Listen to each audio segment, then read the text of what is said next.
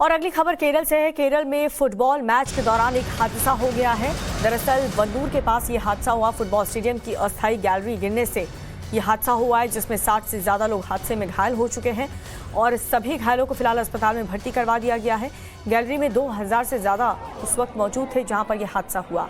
रात 9 बजे के करीब यह हादसा हुआ है, जिसमें दो स्थानीय टीमों के बीच फाइनल मुकाबला देखने के लिए लोग वहां पर एकत्रित हुए थे। और देखिए, गैलरी गिर जाने की वजह से किस तरीके से लोगों को नुकसान पहुंचा है। भारी तादाद में लोग चोटिल हुए हैं।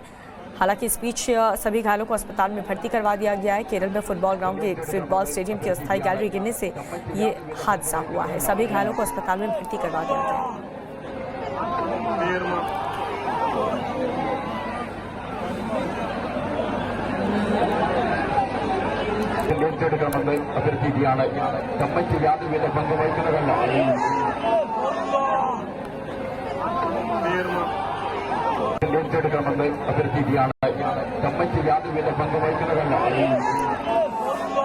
तो आप देख सकते हैं फुटबॉल ग्राउंड की ये तस्वीर, जहां पर ऑडियंस के तौर पर ये सभी दर्शक यहां पर बैठे हुए थे और ये गैलरी अचानक से गिर गई और हर किसी को चोट लगी। और अब खबर बांग्लादेश से। बांग्लादेश में हिंदुओं पर टारगेट अटैक नहीं थम रहा।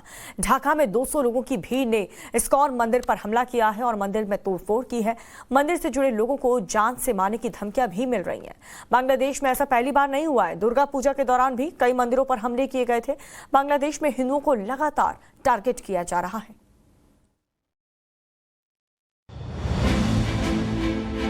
ये बांग्लादेश की राजधानी ढाका में विश्व प्रसिद्ध राधाकांत इस्कॉन मंदिर है। वो मंदिर जिस पर बांग्लादेश में रहने वाले अल्पसंख्यक हिंदुओं की अगाध श्रद्धा है। ये मंदिर का गर्भगृह है, जहां राधा कृष्ण विराजमान है। अब देखिए,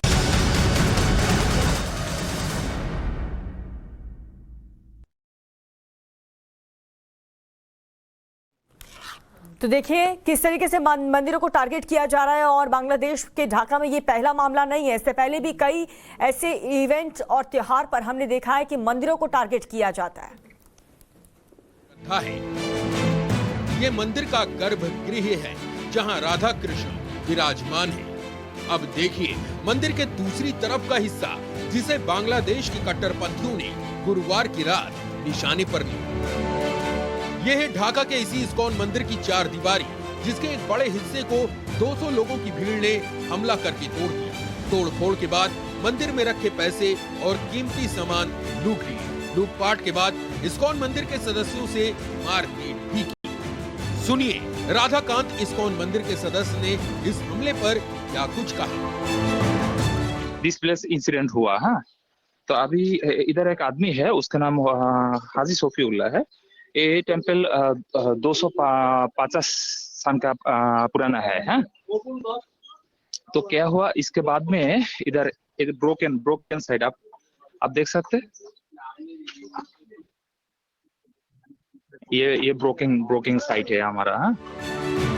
इस हमले में 3 लोगों के घायल होने की खबर है।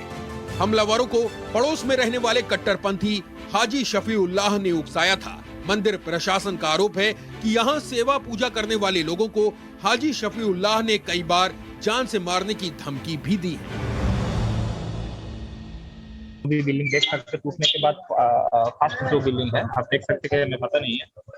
तो ये बिल्डिंग है, ये बिल्डिंग हाजी सोफीउल्लाह साहब का। तो क्या हुआ, वो उसको किया है, लड़का है, उसका नाम इस्कत सूफी, वो 31 एज है। तो वो क्या कर रहा है, उसको बाजू में वो थेकिंग कर रहा है। वो बोल रहा है कि ये भी हमारा है। तो इसके बाद में वो टूट दिया और बोल रहा है कि हम टोटल टेम्पल में ले लूंगा, तुम भाग जाओ, ऐसा ही बोल रहा है।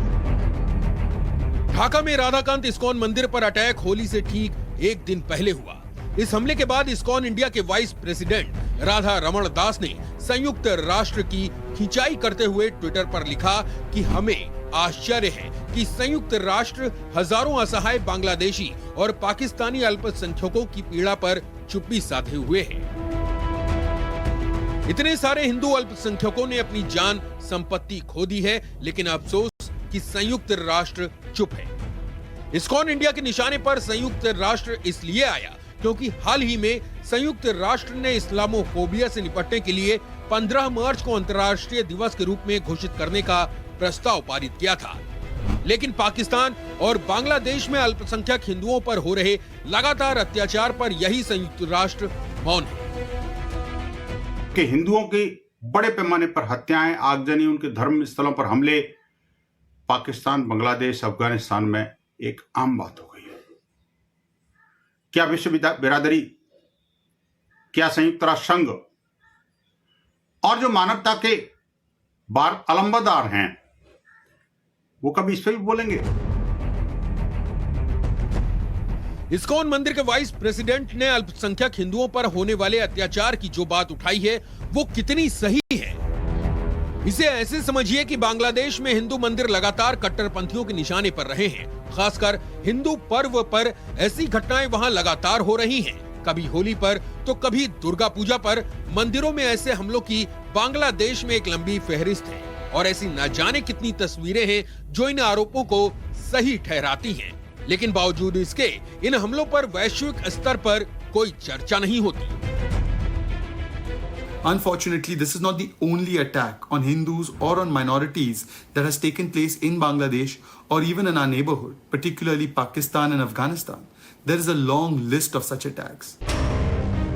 हैरानी है कि यहाँ अपने देश में भी इस घटना पर चुप्पी है। फिल्म द कश्मीर फाइल्स को एक वर्ग विशेष के खिलाफ नफरती एजेंडा करार देने वाले लोग बांग्लादेश की रियल फाइल्स पर खामोश हैं। मुझे लगता है कि इस घटना पर बांग्लादेश सरकार को कार्रवाई करनी चाहिए और ऐसी ताकतों को दमनकारी नीतियों के द्वारा रौंदना चाहिए। राजनीति में ऐसा क्यों होता है, ये सवाल पूछा जाना चाहिए और ये सवाल भी पूछना चाहिए कि क्या बांग्लादेश की रियल फाइल्स पर खामोशी सिलेक्टेड है। Bureau report, times now, Navbharat. और यूक्रेन पर रूसी हमलों के बीच रूसी सेना ने हाइपरसोनिक मिसाइल अटैक का इस्तेमाल किया है। पहली बार रूसी ने हाइपरसोनिक मिसाइल अटैक से यूक्रेन में तबाही मचा दी। रूसी के चौतरफा हमले में कीव में 4 बच्चों सहित 228 लोग मारे गए हैं। ये बड़ी खबर आपको बता रहे, रूस ने हाइपरसोनिक का इस्तेमाल यूक्रेन पर हाइपरसोनिक मिसाइल से हमला किया है। तो आज युद्ध का 25वां दिन, लेकिन आज भी लगातार इसी तरीके की मिसाइल अटैक रूस यूक्रेन पर कर रहा है।